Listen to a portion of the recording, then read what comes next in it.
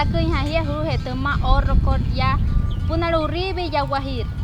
Ya Tashiho ya Sokay Katusma, la Escuela de Comunicaciones del Pueblo Wayuu, Adadiu Farias Montiel, en el tercer ciclo.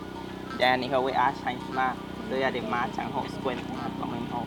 Ya ho hamin man squat patra sai tam mau ya. Hamusa hapna hoti anu ha hotaniki. Wa shan het kachiki horo ya hatu hemeyun nu matu ana hut ko hure wana puoring wana wayu o wana kum hain wana ho. Hamusa guru wakwai poya kan wayu kan tiare te wayuko ya tu kier ke put ka nan tu aku yam ha kwai pa ya tu makura haraka na ya tawa chiru te kwai pa ka guru wayu hiya reho huna ta chin ho jin te ku shokorin chin ni makaro ture hi pura nai hi chin ho ni pura hemeyuri hui tap nu her ha na koran wamoi bangsa shaner ha watum holo hamusa mtia anata sera nu sa Na ka ke pen. ani ha to ke pen ka was kai re ka wai ho hare hamus chamai hare hes chamai putu hinya eran tu maka ya putu hin ting chia hati mai hote tam tate hai hana sa ka sai msa ko ter kara rok ta ka humai hiru hustain spor mai hate shi tate hai sa tai tana ring wat ta che waika to ho ka na na swat ta chanyo pasia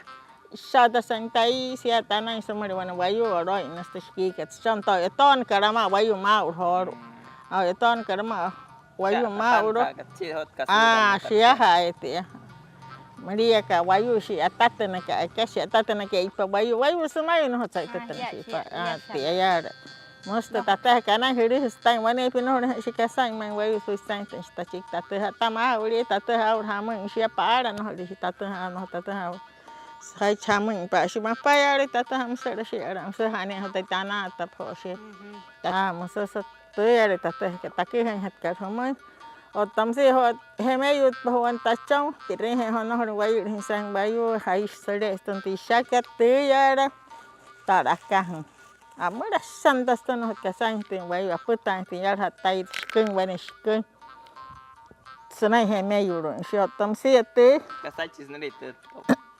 te yara te shosi sanari o Ya. tam se te yara min ken yara ho ne chong chong ka kasha ko samar Puhanasti. Kahaku sa no ri shemeyure nahanos ta shurhanos sere. Teyara hay put persona ri cha teyara hay chip. ya Teyara. Otam si teya. Sosun nasun tatung na tachong ke taru nya sedena nasun hatte. Sporana tene iruk sori wana iruk ren shepite yo so pana wa heme cha iruk chang so sia. Kaya tanto sakit te ya hach otam si te awa pie chen keriara aro hon sa shore ne se sele o sa ari ha fotos por motso te soma motso te soma mosko wai pa kama ko soma ko otam si te sia ne ho to korari soma ka ari hon ke te sia de is por uren hatin pushwa are mosa te ya de take ha ka mo so ka te Kasa kamada yang kamai mens nai ai ratu ya tawa ka. Kamara sana tam sa ka hang sana hoti ata. Kamara stam cawan wai taman no tayok ta. Ya. Ha batang wani kasan no hotai man tanata ni miyo ka chamare ka mustai sa panatis push wali ka ta ke cawan ho masya I cintaman ka hamang pera sia ka peran kan no so tai sana heta hi no hotsia inti.